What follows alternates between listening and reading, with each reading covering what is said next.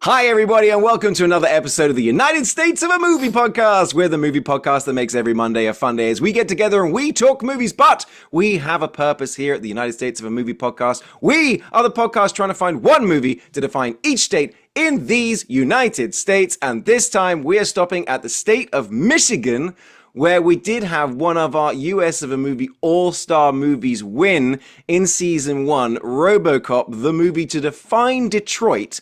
So this time around, we tried to maybe find movies that were set in the real Detroit and didn't have quite so many robot cops in them. So we've got a couple of movies that I think might make Michigan quite happy, and I really do want to get into one of them because it was really bonkers. Some really interesting selections this week. Ryan, first of all, Ryan Sandler, buddy, welcome back to the show. It's great to be back. I've got a belly full of mom spaghetti, and I've got a trauma demon following me at all times.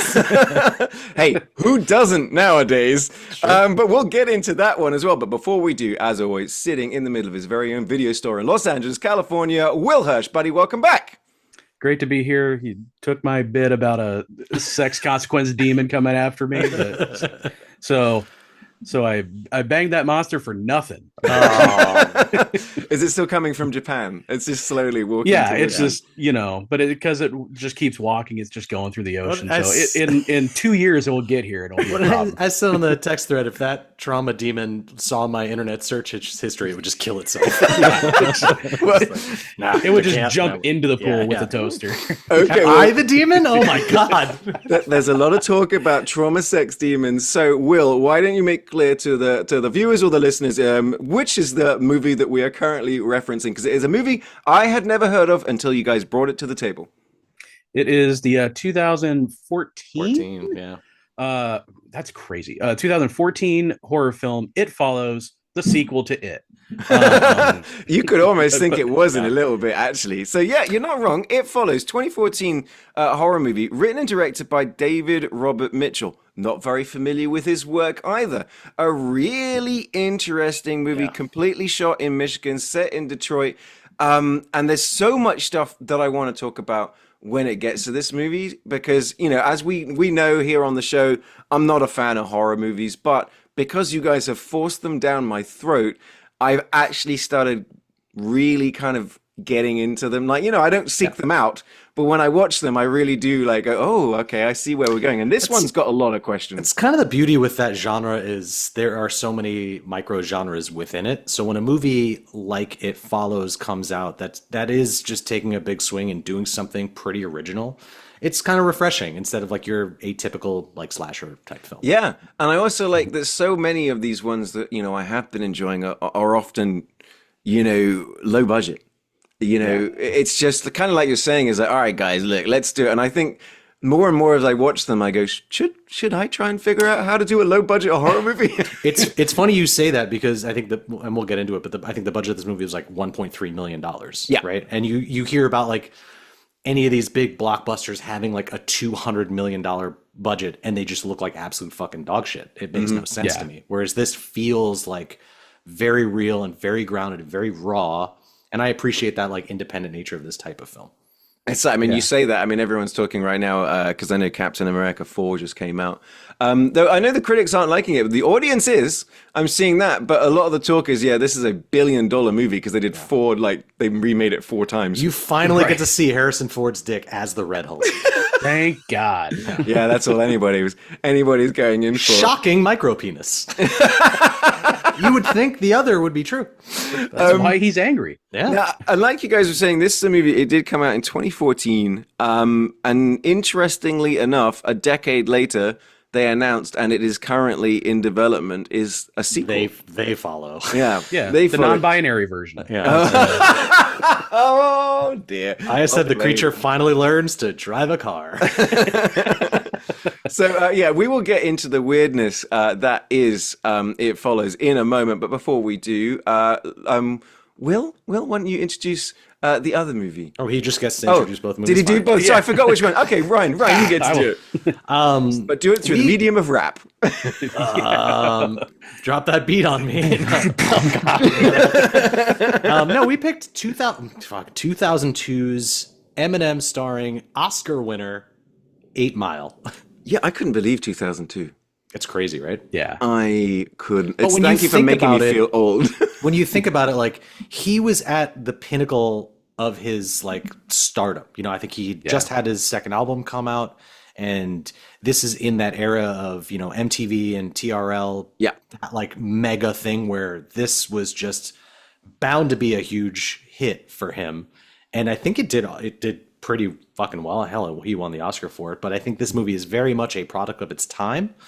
And I remember seeing it in the cinema probably back in 2002 because as a young white from New York, like very into rap music. I know all of the members of Wu-Tang, not personally, but this was like a big deal for this movie to come out. Like his music was huge, and then announcing this movie where he was basically, it's not really a biopic, but he's kind of playing a version of himself and sort of telling his life story, kind of. Mm-hmm. Yeah. It was an interesting change of pace for a music biopic. Yes, and I will. That's exactly what I will say. Is I also remember though, because there was a buzz about the movie. Well, one because it's Eminem's movie, but of course the song that went on to win the Oscar, "Lose Yourself," was just everywhere. You know, so much. Like I'd forgotten it existed, and then rewatching this movie, you're like, oh man, I was finally got to the point where I never had to listen to this song again. And you get it throughout this film, like in the soundtrack. Well, right? you do and you don't. I mean, that's the interesting thing. You never hear it in the movie. Yeah. That's exactly. You go into this movie and you're like expecting this, you know, because we knew his persona. We knew Eminem. We knew he was whip smart. He's one of the best rappers out there. He's got that sense of humor, and we're going into this movie kind of expecting this guy just going throughout the whole movie, just, you know, getting everybody with his rap. And in fact, it's an hour and 45 minutes of movie. And then finally in the last, half of the last act, do we get that side of him. He just humiliates Captain America. He's the real villain of Captain America. No, so two things about 8 Mile that I want to talk about is one, Ryan, you sort of hit what I was wanting to get in on, is about how we've talked about how the sort of the music biopic has also is basically become irrelevant because of Dewey Cox. And this one doesn't do any of the things that the other ones do. Yeah. There's no The Wrong Kid Died or anything like that. And it's actually quite a pared down drama in a lot of ways. Right. I misremembered. I swear when I'd seen this movie, I swer somebody dies in this movie. Like one of the characters. Yeah. Like, but that never Cheddar's happens. dick. Yeah. I thought for some reason, like Mekhi Phifer's character died. Like I thought there was something that happens before the final rap. Like in any other movie, that would happen. Like right, and I think it's because of incident. Any other movie that has been like this or has involved the rap business or anything like that. It's a trope that is definitely going to happen. It's just the Brittany Murphy's character that he's sleeping with is fucking the other guy. So that's like. Okay, that's it. Yeah. The other thing I want to get into, because as much as you guys were roasting me for not reading your text thread, I was like, I'm going to wait for the movie, is that I did pick up, Will, you seemed pretty meh about this movie. Yeah, so I hadn't really seen this before. I had seen bits, and obviously the song, whether I wanted to or not, is drilled into my head forever. Not that it's a bad song. I like it, but I could sing every part of it. But yeah, just watching this, there was just a sense, like, even though it's different from like a lot of music biopics, it also feels like 95 other movies that I've seen before. So I was just kind of watching it like, yeah, I get maybe at the time this was like really different, but I'm watching this now and it doesn't take a lot of risks. Okay. Like, yeah, the biggest risk it takes is Kim Basinger is like naked, like fucking Michael Shannon at the the start. It's another Michael Shannon in a double wide movie. Yes, we've had him in Mud. We had him in this. I honestly think we had him in another one. Which is a reliable genre of movies. Let me tell you. Well, anything with Michael Shannon is reliable. For sure. And just to kind of bring it back one more time, the Eminem. I don't know how you guys felt, but I just didn't think he's a very good actor. Like Really? he's fine because he's playing himself. So I think in this I'm like, yeah, I guess it's okay because he's kind of playing a version of himself. But there's so much of it where I'm like, yeah, I would just stick to music videos I don't. and being silly. This is I don't why I know. wanted to bring this up because I I'm was gonna disagreeing. Yeah, for me, I think it's not so much a problem with him as it is a problem with like the script of this movie, Yeah. because everyone in it, like all, like especially like Brittany Murphy's, like her line readings just felt very off to me, or just like she's just Yeah. looking through him and reading on a cue card. It just felt like She uninteresting. really seems like she showed up, got a paycheck, and went home. Like I've got the sense that she was really checked out. Yeah, well, I will say that the movie wouldn't have been affected in any way if she wasn't in the movie. You know, and I almost feel like it's a character that was just kind of added in so that the main character, B Rabbit, which is Eminem's kind of not character, Right. can have sex. I guess, yeah. I guess, but it's yeah. also got Taryn Manning in it, playing his pseudo not ex-girlfriend who lies about being pregnant, so he just leaves, but keep the car, which was like... Why do I know that actress? Yeah. Where have I seen her before? She was in Orange is the New Black. Oh! She's also in the other movie that's exactly like this, Hustle and Flow. Which didn't we do on the show? We did. Yes. That's right. I remember now. I knew that face from somewhere. Now, this movie, interesting enough, was directed by Curtis Hanson. So, who for LA Confidential, who we've got to figure out how to do that on the show. But you know, Where's that set? I think it was in Cleveland. Sheboygan. Yeah. Yeah. But also, I didn't realize this. I mean, obviously, I'd forgotten, but also directed one of the movie that we actually really liked, The River Wild. I didn't realize that was his movie. But yeah, 8 Mile, like I said, he brings in Kim Basinger as well, who I think was crushing it. But also, what accent is she doing? Because it's got a very like Southern accent, but they never allude to them not spending their entire life in Michigan. Do people talk like that in Michigan? Who's to say? I know everyone just talks like Robocop. You know, come with me if you want. No, wait, no. What right, is her prime directive? That's the other robot movie. Yeah.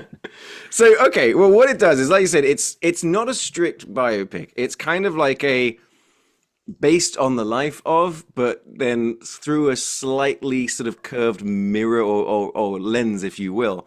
So instead of it being Eminem, it's B Rabbit. Instead of we've got Mekhi Phifer playing Future, who is in place of one of Eminem's more famous sort of like collaborators and things like that.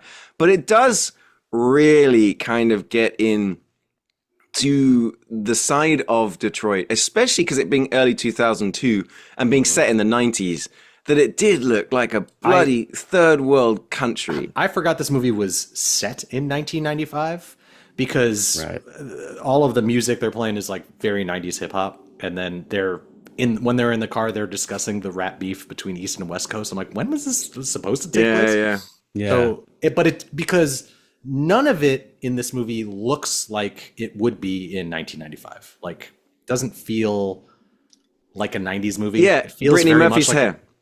Their clothes, the hair, like just the styling of it just doesn't feel 90s to me. Yeah, it did have the early noughties-ness to it. But then again, were we in Detroit in the 95? No, we were not. So I don't know. But I get exactly what you're saying, is that as soon as Brittany Murphy came out with that hair and the flicks coming out, that's 2002 hair. Yeah, for sure. Mm-hmm. So yeah, that's not 90s hair. We didn't have hair like that. We hadn't got that's yet. a post 9/11 haircut. If I've She ever was seen not rolling with the homies, so to speak. Oh, yeah, I was so annoyed that she didn't say to Eminem, "You're a virgin who can't drive." Oh, Yeah. man. I have to be honest though. I do feel bad as my friend Brad Robinson, who's the co-host of E Powder Max with me, is that Brittany Murphy is one of 5 people that we inadvertently killed. Lost you there, bud. Oh, oh God, that's a good thing. So, okay. So I was this is the thing. All right. That it's almost like the universe knew what I was about to confess to. Shut us down. No, seriously. Is because, I did a show called EPAD on Max in Asia. We talked about movies. It was on Cinemax. And Brittany Murphy is one of 5 people that we killed on the show. What I mean is 5 people that we made jokes about on the show. And then before the show aired, they died and they had to go back in and edit out the jokes. So, yeah, we're like, oh my God, we've done another one. Yeah. Brittany Murphy is unfortunately one of those people that we joked about right before her untimely death. And yeah, it's one of those things you forget about as well, man. Like she had a little thing going. She had her own vibe. She had her own thing. And then like, when did she die? It wasn't long after this movie, was it? I don't remember if this was her final film or not. No, it wasn't, because I know she did some road trip thing with Ashton Kutcher. Yeah, I want to say it was 2011? 2009. Okay. Yeah. That's what happens when you start a movie with Ashton Kutcher. It's the butterfly. The curse. Yeah. Wait, was she in the Butterfly Effect? No. No. That's Amy Smart, I think, right? Yeah. But maybe that's why it happened. But yeah, I mean, like the thing I was saying, like in my notes when it comes to Detroit, is, man, you can feel it. You can almost smell it in this movie. It's wild. While I don't think this is the most Michigan movie, it certainly feels like the most Detroit movie. Like this feels. If only there were more Robocops. That's the only thing against it. In a rap battle. Yeah. Oh, see, there we go. Now we're making the ultimate movie. But yeah, I mean, it's even like got they're making the bumpers and the bumpers. Yeah, so you've even got like the auto Detroit steel scene, you know. So yeah, it's everyone in this, like all of the extras, feel very Detroit. Yeah, when they're at the food truck. I and all guarantee that stuff. they're not actors. I guarantee most of those people are like locals and freestyle rappers and Exhibit, famously. Yeah, and Exhibit is just there. My ride, yeah. Well, actually, that was a fun scene. That's kind of what I want to talk about. Is that if you look at some, the James Mangold biopics or Ray or any of this kind of stuff, they've got a certain, look to them. Even like, Elvis with Baz Luhrmann, it's all, sort of like stylized, yeah. Yeah, well, and this one, it's like I felt like I was watching a documentary a lot of times. Like, when, just like you're saying, is when they're, shooting inside the steel pressing and stuff like that, or very much so, kind of like you were saying, Ryan, when they're riding around in the car. The conversation that they're having is so freewheeling. Right. But then I'm watching it with, I've got an eye on it that I'm noticing, all right, no, we're cutting. We're putting a camera inside the car. We're putting a camera outside the car. But we're still got this free-flowing conversation. So clearly it's been well rehearsed. And you've got a bunch of actors doing a very good job with Eminem to keep this sort of stuff going. That's the thing. And I think famously with this film, like he was on set like 16 hours a day. Like he was... Every shot. Yeah, he's in every shot of this movie, which is crazy. But yeah, he was, doing all of these scenes. Then he'd go back and work on writing the music and then back to forth. Like this movie sounds like it broke him. Well, he very famously said, when the movie was done, never again. And guess what? Never again. He's like, that is a lot. But you're right. I was reading that, same thing that you see him in the movie, he's sitting on the bus and he's writing on pieces of paper. That. I love seeing that insight into him struggling to crack this song that you're kind of hearing the beat throughout, and you get words, his half rhymes. I thought that was a really cool technique to show to put you in his mindset of creating this. It was almost like the anti-Bohemian Rhapsody, which would famously have a scene where they're all arguing with each other, and then. Dun. Yeah. Wait, stop. Play that again. And then they do that. And then they just come up with their hit song on the spot. Oh my God. So annoying. Yeah. I remember my brother, he had, he was a band, they were on tour, they had number ones and everything. And he referenced that going, that was such bullshit. Yeah. That is not how you write a song.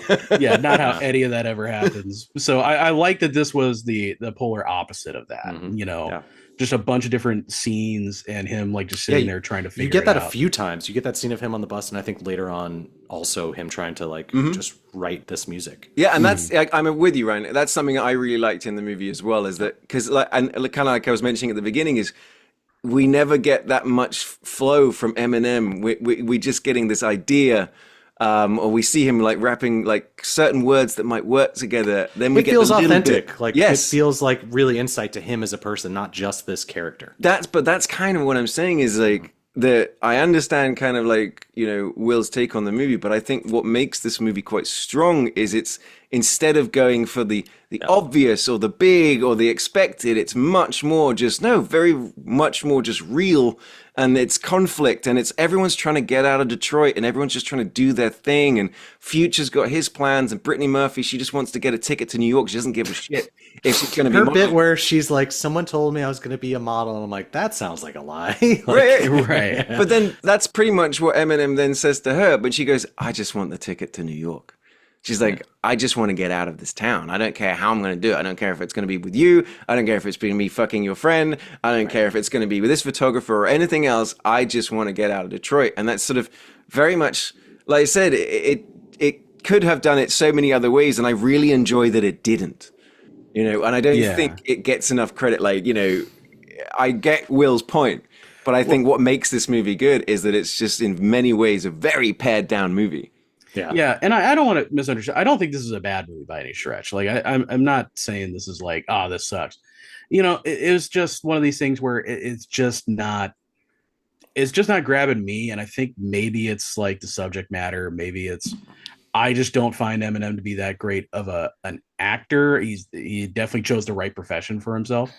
But so I think like all the ingredients here are good, and if this was a dish, it'd be a really good dish. It's just not one I'm into. I think too, it is very much a product of that time period. So if you weren't into him as a musician, then by the time this movie came out, that's why I appreciate your insight to it, because going into this, I thought you had already seen it. So when I found out you did, and I was like, "Ooh, you're not going to like this because you don't have that history with him as much," I guess. Yeah, he wasn't. I mean, when his first album came out, like every other white kid in junior high, I was like, "Yeah, it's great." But I have not stuck with his career. He's not one of my go-to rappers.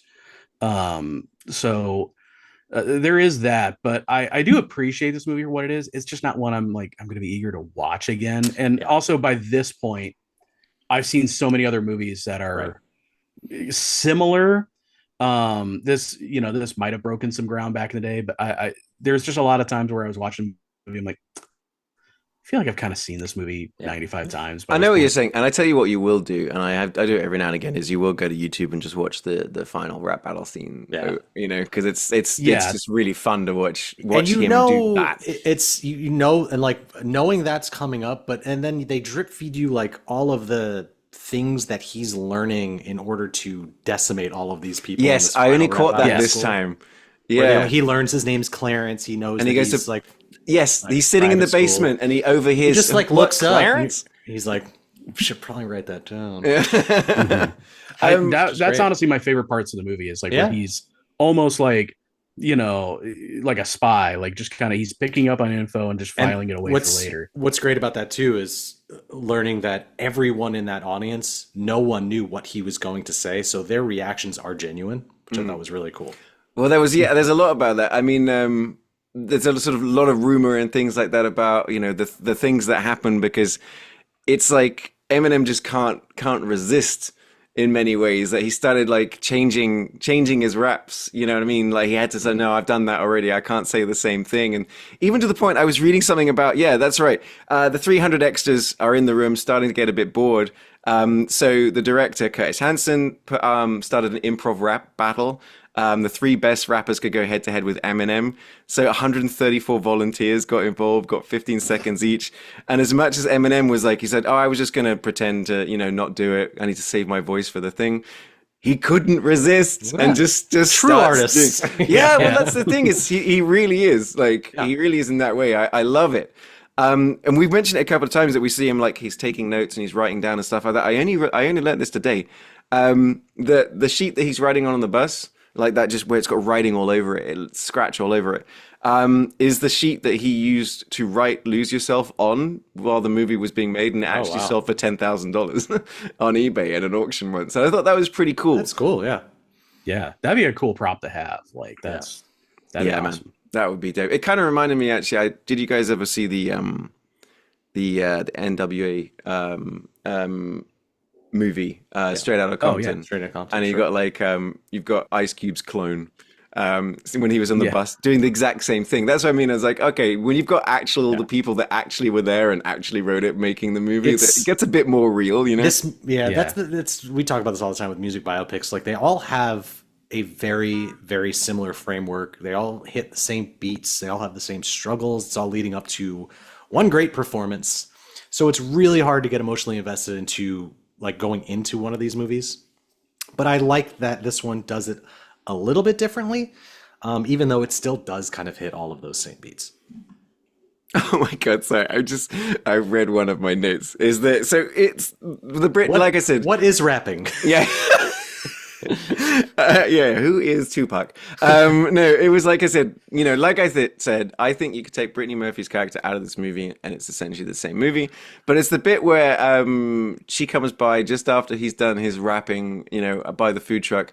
Clearly he's so talented that she's absolutely oh my God, yeah. But like, so they go running inside, but it's as they're getting ready, it's the scene went on too long. Just go and just insinuate that they're having sex. I don't need to see Brittany Murphy lick her entire hand. Like, I was just, what are you doing, Brittany? Like, I was like, that is too much. That's too much. You've gone too far. You are considerably, why? Yeah, because it's a dangerous trek to go through this, steel workshop, whatever, to climb over these things, to go underneath. Got to grab your Gatorade. OSHA violation. Stay hydrated. Stay hydrated, yeah. Mm-hmm. OSHA doesn't exist anymore. Don't worry about that. Just going like needlessly going through all of these things. Like, I don't think you needed all that to show, like, he's like, well, this is where I do my fucking at work. Yeah. And the scene itself, just the no music, just lingering on. You're just watching the entire scene. I was like, after, it's uncomfortable. At the 5-minute mark, I'm like, okay. It's a scene that's on like it's a scene that perfectly encapsulates, like, if you're alone watching this, like, your parents would walk in at this scene. Yeah, nowhere else in the movie. As I was watching this movie, my roommates came home from work. Hey, what are you watching? At that scene, and I was cracking up. I was like, of course you guys showed up during this. Why is Brittany Murphy tasting her hand so? Oh my God!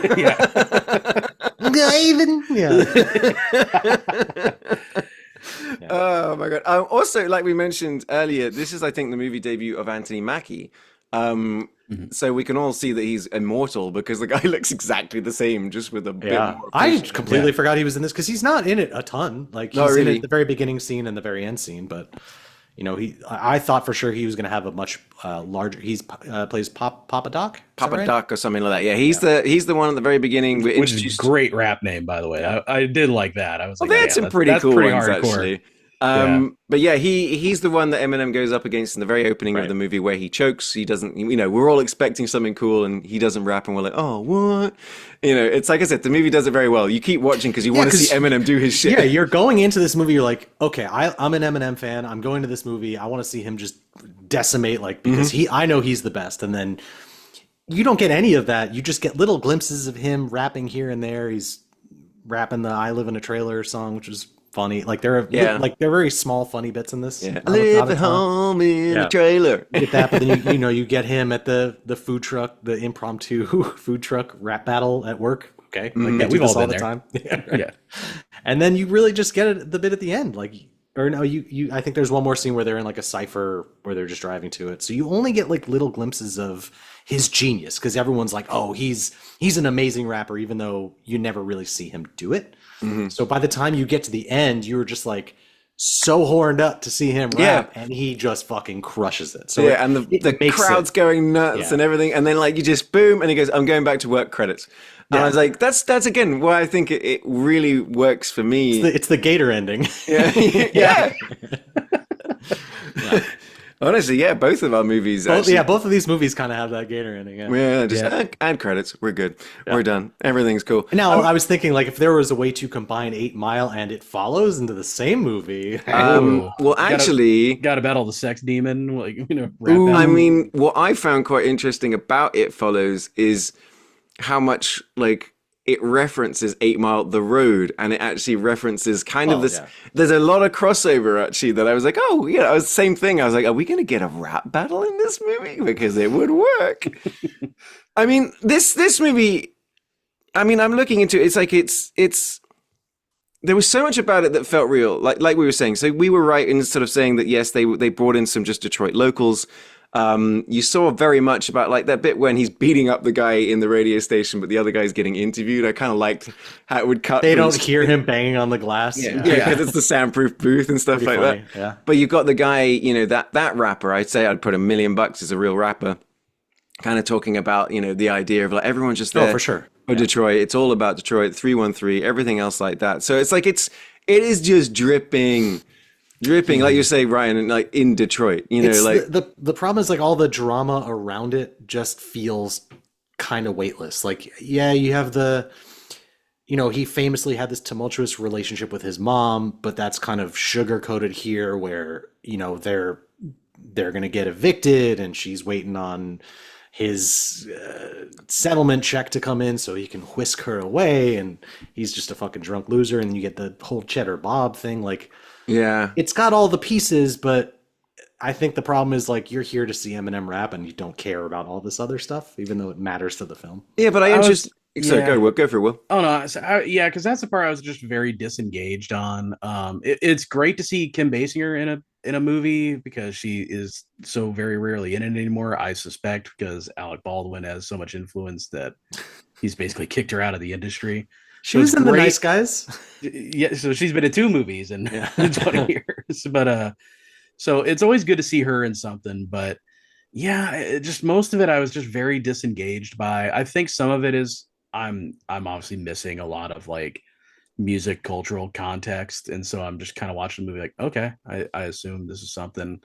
But yeah, I just think a lot of it is like you said, you're here for a very specific thing, and there's very little of that specific thing until the end.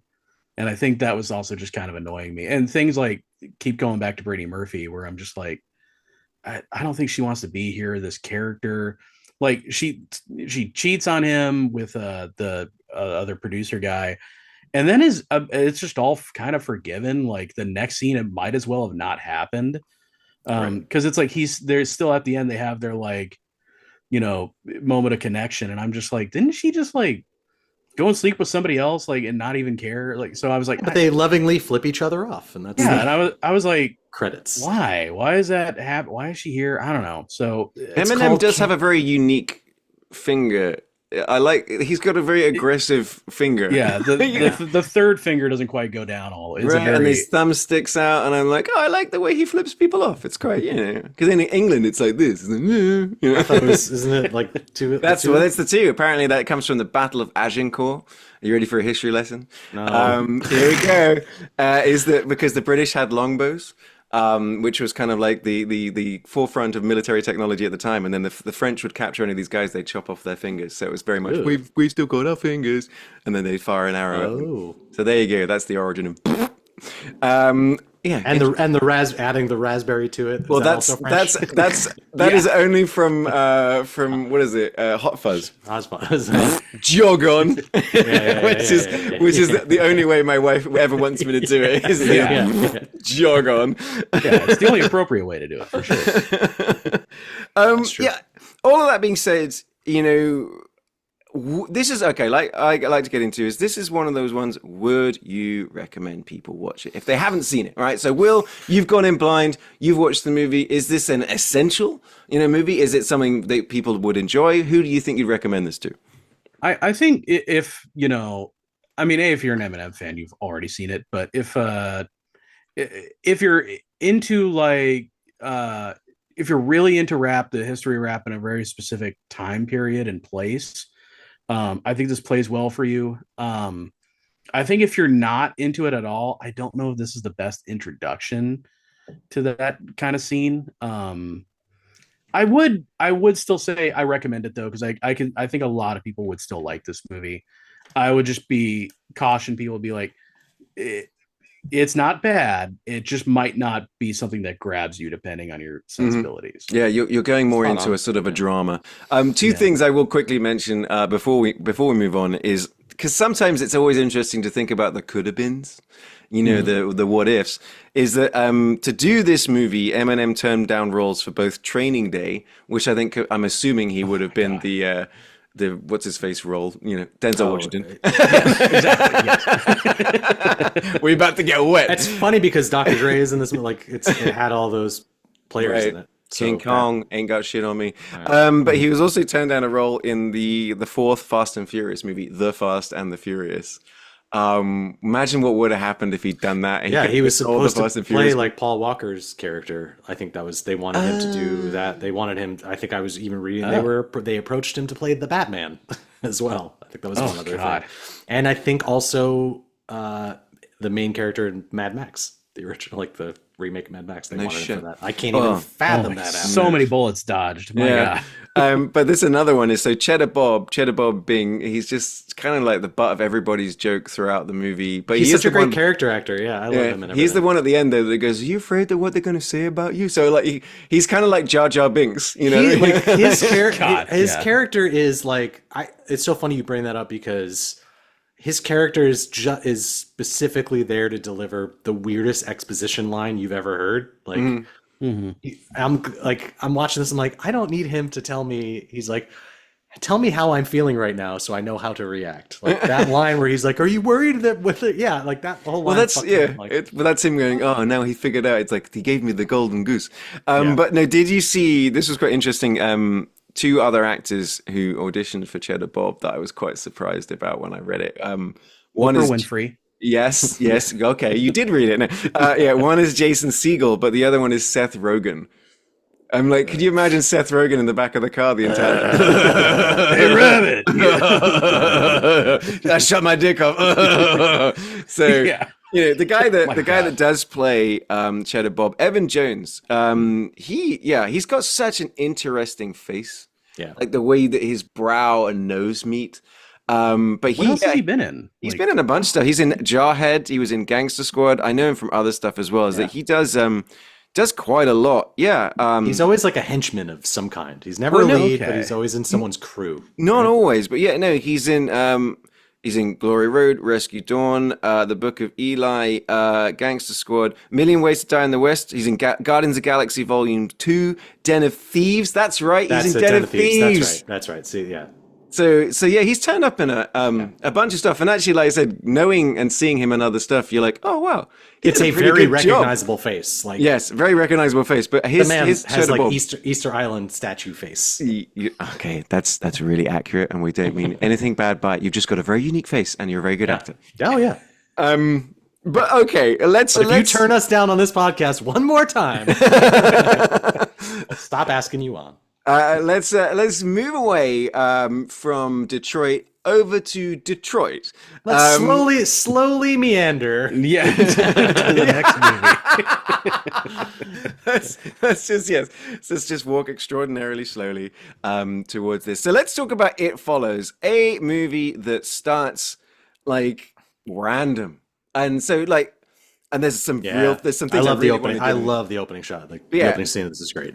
Opening scene is just some young lady. She just comes running out of a house in Jurassic World level high heel running, runs around the camera like she's looking at something. Yeah, it's all one take, right? Yeah, it goes all the way around us. She goes back into her house. She gets back in the car, drives off. We then get this scene where she's sitting on the beach.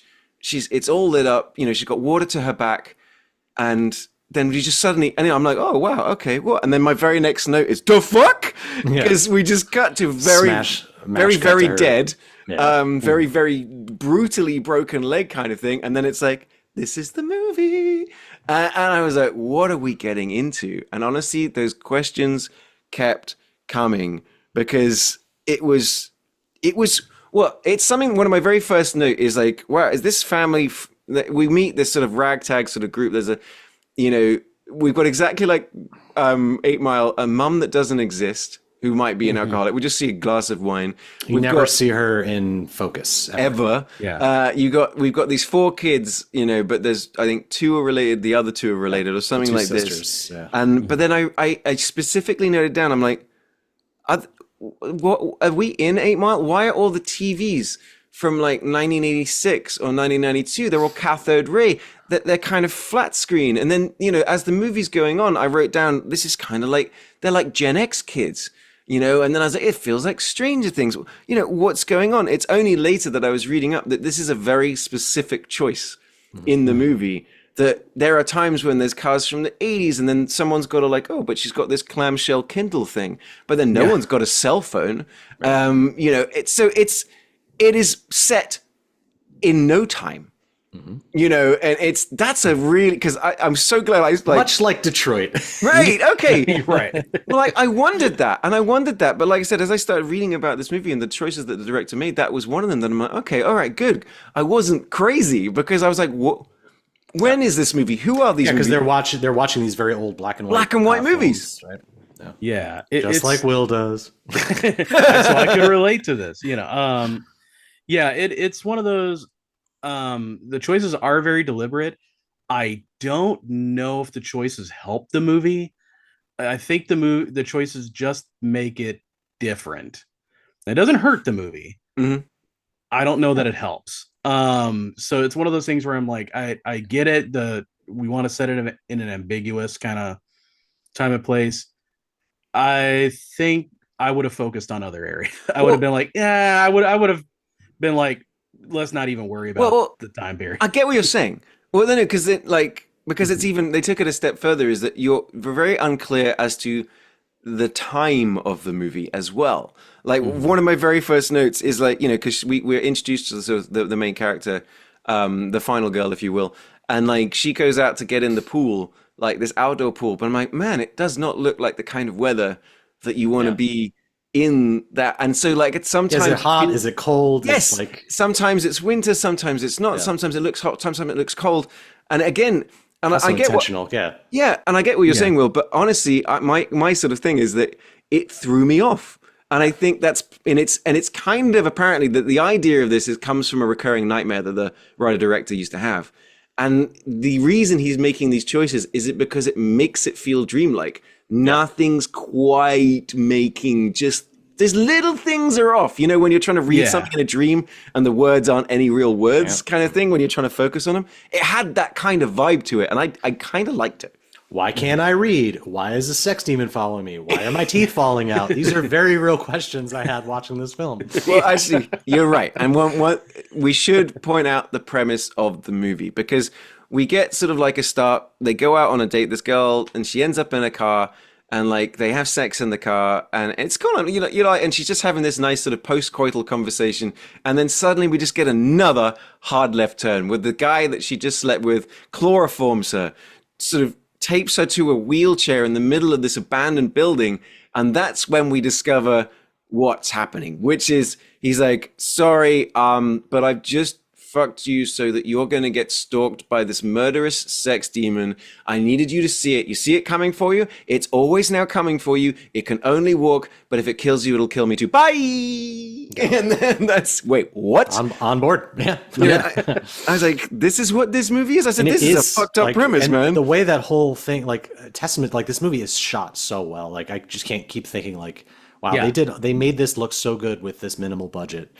That shot of him in this derelict building, then you overlook down. It's just so cool to see the geography of these shots that he's putting together. Oh yeah, all seemingly in one take as well.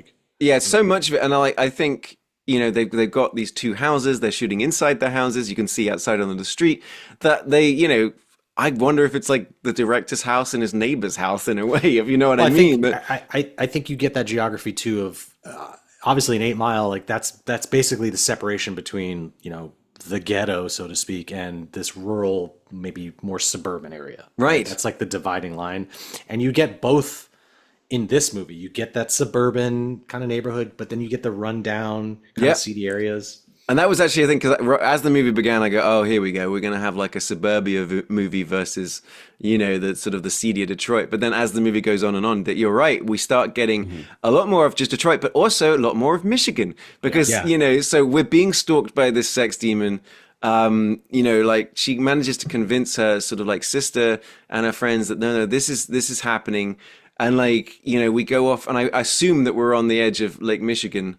Or whatever it's been renamed now. I heard that it's been the state of Illinois for a troll, and I said, no, it's Lake Illinois now. But we're actually getting out to the lake, and we're getting out into the countryside, and we're getting out to get a bit more of an idea of the state. But it's got just this kind of like you're saying, Ryan, is that it was shot wide. A lot of it's shot very wide. Again, sort of And very still, like a lot of they don't. He's not moving the camera a ton. Like the shot, it's just a lot of ominous, dreadful scenery. And it's like, it's the opposite of 28 Days Later. You remember how, 28 Days Later flipped the whole, like, genre on its head Fast because, zombies. yes, they're coming out, oh my God. Yeah. Well, this is just this thing. It's just wherever you are, it is walking towards you. And as soon as it can get a hold of you, it's going to kill you. So you can get away from it. You can drive away from it. Part of me was like, get on the boat, which we'll get to. And it can mimic. It can mimic people or people in your life. So yes. The rules are like, again, much like this whole movie is this very dreamlike thing. The rules are a little wobbly. Like there's no kind of set thing. Like, sure, I think he says it can't touch you, but there's a bit where it like pulls on her hair kind of later on, which was it can touch you. It said don't let it touch you. Is what he said. But you don't know because that opening shot of her with her fucking leg bent back, like what is this thing going to do to you if it gets a hold of you? But then you see like later on when her neighbor who is just fucking everybody is like there's a montage bit where like, okay, we figured out how to pass this thing on. He's like, you give it to me and I'm just gonna fuck everybody. It's like the scene of him in the call, like the cafeteria talking to three girls. He's like, I got this. Like does not work. No. Well, and that's actually, so as you probably figured out, it both is and isn't, an allegory for STDs and for AIDS. He said it's HIV. not in an interview. Right. Like, it's not, but at the same time, it is. Once you have that in your mind, it's hard to disassociate from it. It's more of, I took it more, even at the time when I first saw it, as it's more of a metaphor for consequences of sex. Not so much STDs, but more like society's consequences that they put on teenagers. And so not that like, oh, this is literally supposed to be a one-to-one to disease, but just outside forces are punishing you for having sex. Not so much if you do this, kind of thing. But it also kind of like gets into that interesting moral question for them, which is like, look, you can always pass it on. And something I do want to talk about is how willing all of the young men in this movie are to die for some pussy. Guys, very realistic. Yeah, guys, the one male friend who admittedly hooked up with Micah Monroe's character when they were like they had a thing, right? But you're kind of alluded to that he's into her sister or something like that. It's weird. Like they've been together, but not really. They were their first kiss or something like that. Well, yeah, they had a first kiss. The neighbor that you were talking about is the one that actually slept with the final girl. When she's in the hospital. They slept together in high school before. Yeah, okay. Which was alluded to. But yeah, no, you got the guy that feels permanently in the friend zone in the whole movie. Yeah. And he's like, no, I'll take. Give me the murderous sex demon. I've got a plan. Yeah. Well, this is what I want to talk about. Is because yes, it does get into the whole moral sort of idea. Is our main character in some ways a serial killer of sex? Because she does sleep with the neighbor who goes on to die. She does sleep with her friend zone guy. But there is that scene where she drives all the way to Lake Michigan, sees 3 guys on a boat. We see her take her clothes off, wander out into. So I'm like. And then it cuts and I go, wait a minute, did she just fuck 3 guys on a boat? And then the next scene is we see the old naked guy on the roof. And so I'm like, are we now insinuating those 3 guys are dead? Because anytime this entity comes back to it is that anyone that she slept with is now dead. Dying, yeah. So then I was like, wondering that too. Yeah. So I'm dealing with this sort of moral quandary of like, all right, she's killing all of these people and it's still coming for her. Consequences of your actions. It's interesting, and it also just kind of made me think the whole time, like, what is it from the monster's perspective? I was gonna say, what if the monster just like, geez, can you like? What if she goes to an orgy and she just fucks like 40 people, and then you just cut to the monster and smoke a cigarette, like, oh god damn it. I guess I gotta clock in, and it's exhausting. I gotta walk where? Just folding person after person into like human origami, just like, all right, just that's done. God, let's move on. Yeah. But yeah, that's what I'm saying. Like the rules of this movie are a little wonky, but it does such a good job. Like with all of these characters, all of their acting, all of this sense of like looming dread that you just can't escape this thing. You can run away from it, like you can stall it, but it's gonna come back for you no matter what. How long that takes, who knows? Like the scene when she's like runs up into her bedroom, she sees the thing that breaks into the house. She runs up to the bedroom, and you hear the knocking on the door, and it's her friends. But then the door opens, and it's this gigantic fucking man, the tallest guy you've ever seen. Cool. Yeah, creepy. I mean, the very first time she comes face to face with the entity, and it's like that. Like, because it uses nudity in interesting and strange ways as well to be just kind of jarring. Like, it's that girl she's got one breast hanging out, but then she's like, she looks really fucked up, but she's walking towards a wall, like, with urine streaming down her legs. Yeah. And it's kind of like, this movie doesn't go for traditional jump scares, and it doesn't and the impending doom isn't like something that really like drags you down. It's always just kind of like this malevolent force. Like, when they go to the school to discover the name of the guy that she slept with, you notice, but it's never really noticed that there's that student. It's always just in the background walking towards camera. It's that thing that they don't notice, but we do. It's something like I appreciated watching this back then, but again, watching it now, I'm being far too over analytical over everything, so it's kind of taking my enjoyment out. Yeah, and you are kind of watching. The more times you watch it, you're looking in the background, be like, "Oh, can I see it in this scene?" Because they do that a couple times where it's like you're supposed to be watching people walking in the background. You're like, "Oh, is that the thing?" It reminded me of Lee Whannell's version of The Invisible Man, where he would just kind of like hold the shot on an empty frame. And your mind is up to interpret, well, I know I can't see this thing, but maybe something's going to move, or I'll see something. So you're just kind of like glued to the each frame of this movie. Yeah. I mean, it does. Yeah, because I know what you're saying is because when she saw the boat, I go, oh, finally, she's going to try the boat thing. What, can this thing get in water? And then it's right. Why didn't you get on a plane? I thought that, and I was like, I was like, oh, she's going to go swim to this boat, have sex with these guys. I'm like, see you later. Yeah, I knew. Enjoy your rap battle. Yeah. But yeah, that's what I mean. That's why I think. How do you feel about the idea of a sequel? That's the question.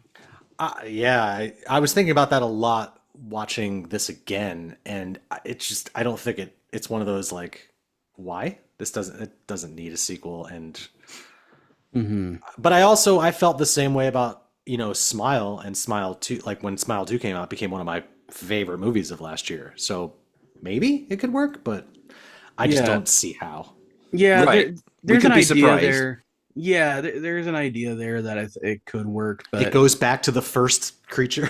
It takes place in the 1800s or something like that. Yes. The dinosaurs fuck, and then just like another slow dinosaur follows them. I don't know. Yeah, I do think I'm not a science guy. Like even the first time I saw this, I did have the thought like it would be interesting to see like any of the people that the monster turns into that see like them as an actual character being chased down by the thing, because I think it's also implied it's not just people that it turns into, like because sometimes it's like you have no idea who this is, and I always got the sense like these got to be past victims, like, and this has got to be, and so like to see like one of those like their stories like before they died would be maybe interesting, but also I don't know, when they devise the plan towards the end of the movie, which is absurd, but again, like the director said, it's just like kids coming up with whatever the fuck they think it's like, that's what I wrote. It's like Stranger Things. That's when I was like, okay, now we're getting kind of like a Stranger Things approach of like, all right, well, because they're asking the questions we're asking, so it's like, all right, can it get in water? We have shot it, but it didn't die. Can we electrocute it? But I want to like very quickly is that there is a couple of very good effects in this movie. One where she's sitting by the lake and it grabs her hair. That was cool. That's like it's just cool. But the other one is the one with, and I feel like I saw it on Corridor Crew or something like that because it had a familiarity with it. But where they throw the sheet over it as well. Yeah, and like it's just I like that just like you were saying, Ryan, is that it seems like these characters have been asking the questions we've been asking. Right. And they've come up with Why don't you try this? Why don't you try this? Yeah. But I did like that. That's when it's like you said, we cross 8 Mile, we get into rundown Detroit, and then we go to this public pool. That's where it starts getting shot really well. And that's, like, I think there's a line where they say like, that's like the first place that the two characters kissed. Right? Yeah, it's a place children run off to. And that's again when it was leaning into that feel of 80s movie, is that they've gone off on this adventure. You know, they've gone down to the lake house. No one's parents give a fuck where they are. Right. You know, it is so 19. I literally wrote, it's 10 o'clock. Do you know where your children are? You know, it's got that whole kind of vibe. But yeah, that whole sort of final approach, final scene in the water, the thing throwing things at her looked great. The way she's dragged down in the water looked great. The way this guy's so terrible at shooting a gun. Yeah. Shoots his friend in the leg. Yeah. I was like, oh my God. Yeah. Literally nothing around the girl for like half a mile in either direction. He just manages to shoot her in the leg. But you get the reveal because her sister is like, what do you see? What do you see? And she's like, I can't tell you what I'm seeing or who I'm seeing. It turns out to be their father. Yeah. Right. That's what I assumed was, that's because you see a picture, you see him and then you see a picture of him later. So it's like, you're able to make that connection. Yeah.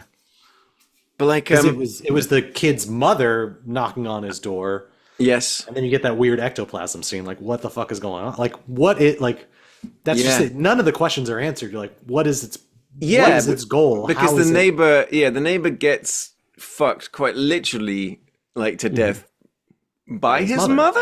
Right. But the other girl, the story's like, Mom, what do you want? And she's just like, yeah. And then like so hot. But like the other girl got folded up like a pretzel, and then like the first guy, when we see the entity, it's his mother, but nude, walking towards him. And I think what it does is it keeps adding questions, but without really over explaining them, but not in an annoying way. Because we've talked about it before, where we're watching things like, oh, now we're adding things, and this doesn't make any sense. You can't keep track of like all this stuff. Yeah. Whereas it makes you uneasy because you're never quite sure. And it kind of plays into the sometimes, like I said, with the old naked man and stuff like that, it just makes us uncomfortable. The naked guy on the roof, he wasn't even the entity. That was just their crazy neighbor. Yeah. The filmmakers were Get off my lawn! The filmmakers just saw a guy standing on the roof. They're like, let's just shoot that real quick. Leave it in. It does the thing I think that you should do in horror movies, which is like, it doesn't really explain what the entity is or how the entity operates or its origin, which I'm like, we don't need. That's not important. You understand the important things, which is what is it doing? Like it's coming after you. And then you spend the rest of the movie being like, well, how do we stop it? Like, how do we kill it? Right. And those are the only things you get any sort of clarity on. And that's all you need in a horror film. Yeah. I don't need to know the origin of this creature. I don't need to know. That's why I think Smile works so good, because the rules are just crystal clear. Like, you see this thing, you see a person that kills themselves in front of you. And then 7 days later, you start seeing this thing until you inevitably kill yourself in front of someone to pass it on. So that connection to me makes perfect sense. Wow, that's like a combination of The Ring and It Follows. Like the rules, basically, but it fucking rules, man. Guys, everyone needs to see Smile 2. It's the best. Smile, or were you saying Smile TOO or Smile 2? Smile see them 2? both. Yeah. Smile 2 back on the loose. Smile 3 frown. But like look who's smiling too. Damn it, there we go. That's the title. Like I did call this one out for its dodgeball ending, but then I both do and don't like that. You know what I mean? Like you don't get like a conclusion. So the movie, like I said, we got a friend zone. So she's kind of like a bit messed up after what's happened in the pool. She sleeps with friend zone. Then we get a shot of her recovering in hospital. Friend zone drives past two of the probably the cheapest hookers in Detroit. I don't like it. I was like, dude, but they took one look at him and went, no. But like that guy's got a sex monster after him. Like, right. So then it's insinuated that he's going to go and sleep with these prostitutes, and then then they're going to get murdered. And then the last shot of the movie is him still in the friend zone, but in denial, walking with her. But then we get that one shot of suddenly when we cut back, there's something walking behind them. Right. And then it goes to credits. And I was like, oh, but I was like, I both did and didn't like it. I would have liked some ending. I like the ambiguity of it. That's right. The ambiguity. Yeah. You can't escape this thing. Like, there's no happy ending. It's like, these four kids aren't just going to like magically figure out how to stop this monster that's been going on for who knows how long. So it's not like, well, we did it. We got him in the pool. We shot him in the head. Ta-da. Although, Yeah. although I think, with the implication of the sequel, they follow. I think that for me, the implication is they did kill it. There's just more of these things out there. Um, and so that's the impression I get. And for me, the ending isn't so much like literally like you can't escape it. It's like now the paranoia is just with you forever. Now everybody you see walking towards you, is that the thing? Is that not? And it's just scarier that like Right. you just don't know. Well, you're right, because, when we do catch up with the initial guy that passed it on to her, he's like, oh, I still see them. Even though it's after you, I still see it.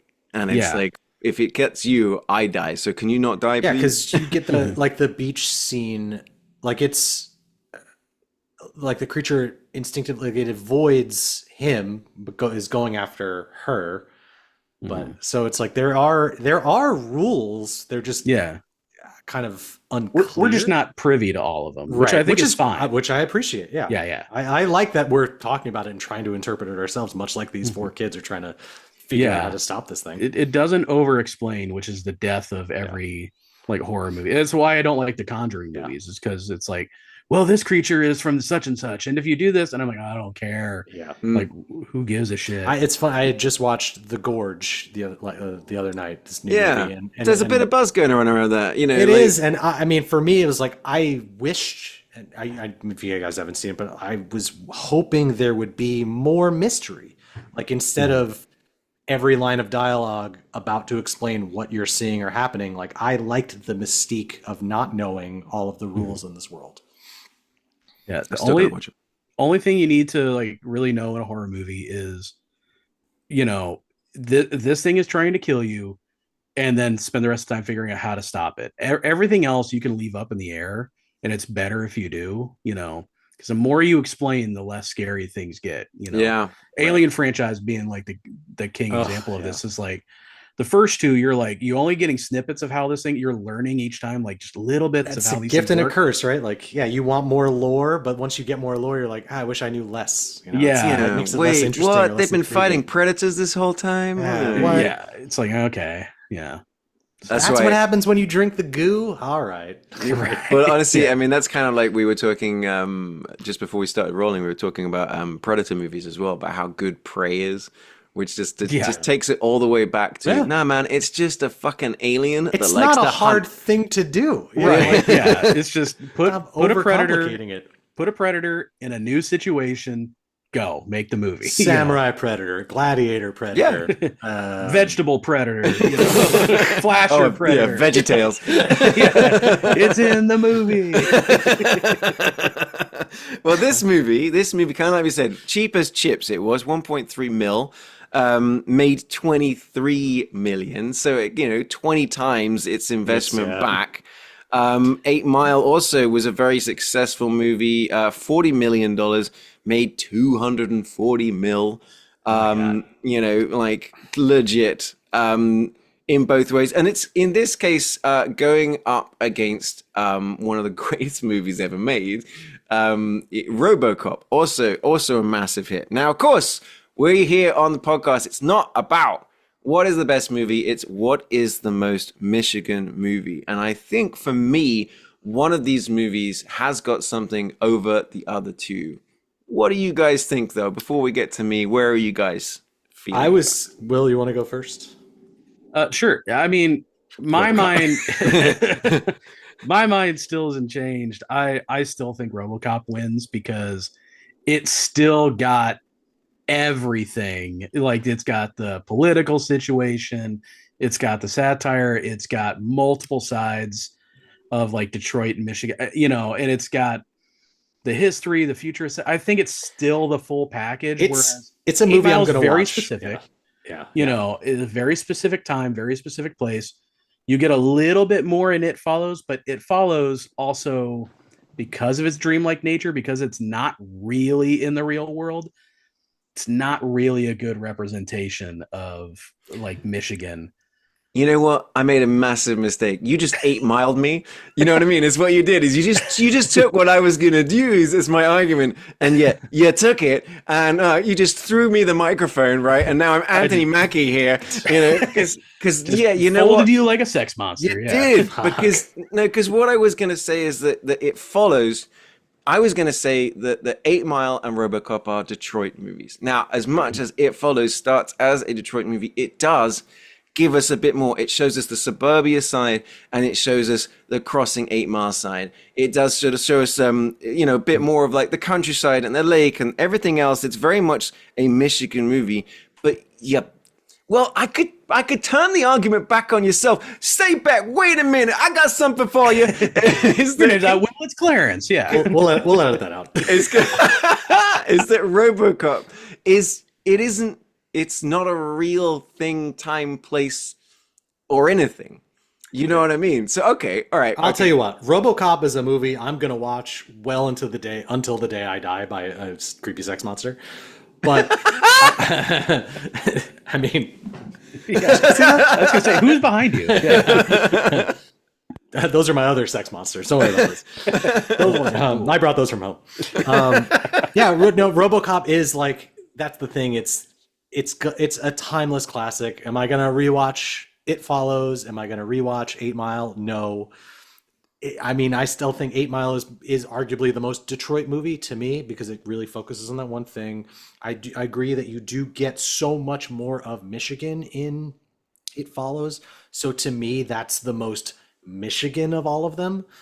But I still think that's the point. But that's the point. I know. That's what I'm saying is, we get into this argument. Yes, that RoboCop is Detroit, but it was all shot in Dallas. But it's still like, again, once they put up that RoboCop statue, we'll be having a very different conversation. I was waiting for the RoboCop statue to enter the conversation because it was a big part of when we were talking about it last time. But to me, I think It Follows is geographically the most Michigan movie of the three.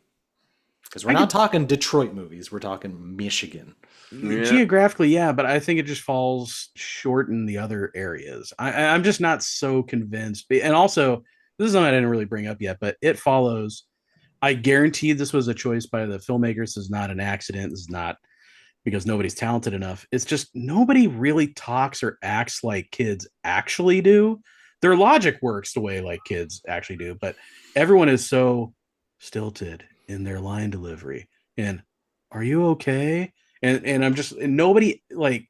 You're just mad no one says skibbity toilet or whatever. That's it. Nobody calls anything Ohio. Nobody says skibbity riz. It's so I don't buy it. No, but so it's just a little bit of like, I think it's a choice in the film, but it's definitely a choice, and definitely something that I noticed was a trend in movies for a while of like, what really works for movies? If they don't talk like people, everybody talks really slow. What if all of these kids everyone's Aubrey Plaza? Yeah. Right. And so I think you're right about the geography of it, and you do get visually a lot more variety. It definitely helps that it was filmed there, but I'm just still not convinced that it's very, very like Michigan, like at least not a very real Michigan. I think there's a lot of choices that kind of hurt that argument. You just want RoboCop to win. I mean, I always want RoboCop to win, but also I just, I do think if you show people movies for the first time, everyone will agree, like, you can't get more Detroit than 8 Mile. Like, that is right. That is that movie. Unless you are a robot cop. Right. So interesting enough. So I'm kind of like, I'm doing a little bit of reading while we guys are talking as well. Here, like, I'm getting into He's sort just of like checked out. Yeah, I know. It's like, guys, did you know that this? No, and I'm reading about how. So it's a sort of Michigan-based article talking about some of the best movies. Of course, Robocop is on there. Grosse Pointe Blank is on there. We had that last time. It Follows is on this list as well. And what they're talking about is that I haven't seen another state in America that places safe and dangerous so close together as it is in Michigan, and It Follows makes excellent use of that. So as much as like the 8 Mile lives on one side of it. Right. It Follows, like, I mean, to the point that they literally call it out in the movie. But the idea of this, that apparently is a very Michigan thing, is like, no, that's just literally, I mean, and everybody knows it, that's the border. You cross this line, you die. You're fucked. Yeah. Don't go over there, you're fucked. Yeah. I mean, it's unfortunate, but that's like... So like, and it's great. You know what? it's very rare when we don't all agree. So I would like, it's good for, I'm up for it. So I mean, like, because I'm with you, Will. Robocop is one of the best movies ever made, one of the best satires ever made. It's one of the best movies about America I've ever seen, you know, and it's like, you know, I get it. But I think that It Follows is giving us a bit more of this Michigan idea of like, especially when it was Burbs to this, and other stuff on top of it, that my vote's going for It Follows. So I'm putting my vote, It Follows. Will, are you going RoboCop? I'm okay with that. It's fine. I'm going to go not just RoboCop. I'm going to go RoboCop 2. I'm going to add that. But I will not mention RoboCop 3. Yeah. For the listener at home, Will just took a shot of Nuke in his neck. Face just open. Yeah. So look, Ryan, it's coming to you, man. Where do you want to land on this one? I especially watching It Follows and 8 Mile like back to back. I think I watched It Follows first. Yeah, but like I feel like 8 Mile, like for me it's It Follows because I think it achieves a very similar thing that 8 Mile was trying to do, like from a Michigan perspective, but it also kind of expands that. Like you get them going to the beach, the lake house. You know, you get them in the suburbs, you get them in the inner city, you get them in these like dilapidated buildings. They go into the barbarian house in that one scene where the guy was apparently living and planning all of his like fuck shit. Like he's like, all right, I'm gonna go here. Yeah. It's oh my so god, that's so... the scene where they sit down and it's just got all of the tissues. Yeah. And like the guy just picks up. He just pushes them off the porn and sits down, and she sits down, and I'm like, guys, gross. Yeah. Don't that's how you get a sex monster. That was the horror part of the horror movie. The sex monster is just an allegory for pink eye the whole time. Yeah, for me, I think. Especially over 8 Mile, I think it just kind of captured that same feeling, but really built a bigger world around more of Michigan instead of focusing specifically on Detroit. Yeah. Okay. Which is what we are about here. 100%. And it's a divisive answer. We do not all agree, but here at the United States of Movie Podcast, the movie to represent Michigan for the rest of time, or at least until we do another season, we come back and try some more movies, is the movie It Follows. 2014's It Follows. It's definitely a movie we recommend watching. You're going to have a good one. Like, I mean, it's just watch it with some friends, get together, turn the lights off. It's not going to scare the pants off you. Wear a condom. Yeah, for the love of God. But yeah, do safe sex and stuff like that. But no, I'd say it's a great one to watch. Yeah. I did really enjoy that you guys made me watch it. Like I said, I will never willingly watch a horror movie, but when I have to do it for this podcast, I'll do it. And I did enjoy. I think it was a very, very well made movie. You know, a bunch of faces you're never going to see in a movie. It's funny that I think it was because in 2014 this was Micah Monroe's like feature film, but she was also in The Guest that same year, and then a bunch of other horror movies. She was also just in Longlegs, so tremendous. You love The Guest, don't you? I fucking love The Guest. That's one I've got to rewatch really that. Yeah, because I know I watched it with Ryan, but I think it was like during the pandemic where Ryan was in like my bubble. And so we just, you know, we'd come over and we'd spend an entire like Saturday or Sunday just breakfast and drinking, and we'd be watching movies. And I think like it was the third or fourth movie we'd watched. That was a lot of bottles of bourbon deep. Yeah. So I know I saw it. I'm just not sure what I saw. So I do have to revisit that one. That's great. Yeah, really speaking of revisiting, like I said, when we come back around to Michigan again, what are some of the movies we might bring to the table? There's a few. We circled, I know when we were looking at it, I mean, one that I mentioned was a movie I've never seen. It does have a lot of jokes about it, but I do like the director, John Frankenheimer. It's Reindeer Games. Oh God! Yeah, which in this list of top 10 is number 2 behind RoboCop. He was not the bomb in Reindeer Games, yo. No, no. Though I hear the director's cut is the one that we want to see. There's also one that Ryan mentioned. I know when we were trying to go through the list was Out of Sight, which is a movie I love. Yeah, and I'm like, God, is that set in Detroit? Because I know that this was one of my picks. Yeah, I think I'd like to do that because I do remember it kind of starts because they're in Florida when they're in jail. But when and and it is a bit more of a sort of a chase movie, but yes, it does in my head because it ends up because Don Cheadle and all that other stuff. So yeah, that's a great movie. That is one of my favorite movies. That got me into Soderbergh, and that also gave me a gigantic crush on Jennifer Lopez that has existed to this day. For me, it was Money Train. Yeah, she's in Money Train as well. We'll save that for our train episode. Yeah, where we finally get Patrick Willems to join us to talk about trains. Hell yeah. So yeah, Out of Sight as well. So any other ones that you guys could think of off the top of your head? The big one that always comes up is American Pie. Like but that's like the very rural Michigan. They're in Ann Arbor. I don't think it's in a real place, but it's a very Michigan movie. Other we had already seen. It's hard. Like there's a lot of Detroit movies, but not a lot of Michigan movies. Mm-hmm. Yeah. Sam Raimi. Another one I've never actually heard of. This one is Intruder. 1989's Intruder. That's a Sam Raimi movie? Well, I haven't seen it. Directed by Spielberg, stars Sam Raimi and Bruce Campbell. Oh, wow. Yeah, so it's really sort of like small. I think it may be like before or around the time as the very first Evil Dead, which, correct me if I'm wrong, is also technically in Michigan as well. Yeah. It was definitely in Michigan. I don't know if that's where it's specifically set, but I mean they had no choice but to film there. Yeah. So I was gonna pick Fede Alvarez's Don't Breathe because that's set in Detroit, but again, doesn't do much more than one. It's mostly set in the house, but doesn't do much more than it follows, which I appreciated the geography of all of it.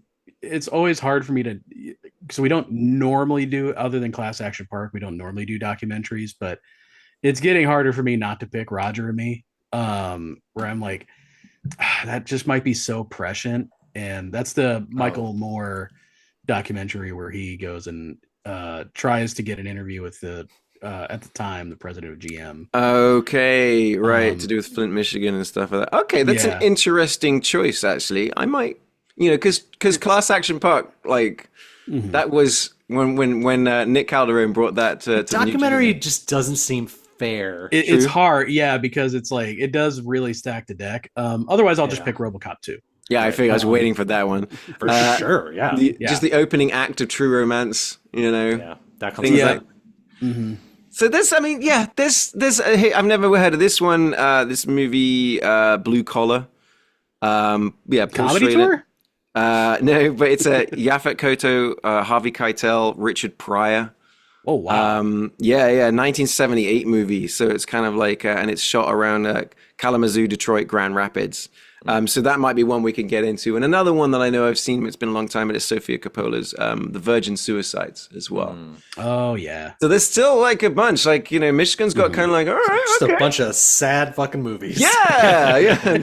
No, we've got to do American Pie then. We've got to do a comedy or something. But yes, as we can see, there are plenty of movies that we can get into when we come back around to Michigan, see what can take out It Follows. But until then, It Follows will be stalking behind us for an entire season until such time as we get back around. But next time, now I will say, guys, as the fellas know, but to our viewers and listeners, I've basically been called out of the country for a couple of weeks. I'm going across the world to visit my fam. Everything's okay, don't worry, but it kind of came across last minute. So we're going to have a 2-week break. Don't worry, we'll just do some flashback episodes if in case you didn't ever hear or go back through season 1. Though Will and Ryan, you never know. They may get a little bee in their bonnet about something and decide they want to talk about it and get it out there. So we may have a mini-sode while I'm away. But when we get back, we're going to head back to our championship-winning state of New Mexico, where, and we couldn't believe it, but we all agreed that City Slickers... It's called now New America. Oh, God, don't put that in the world. Christ almighty.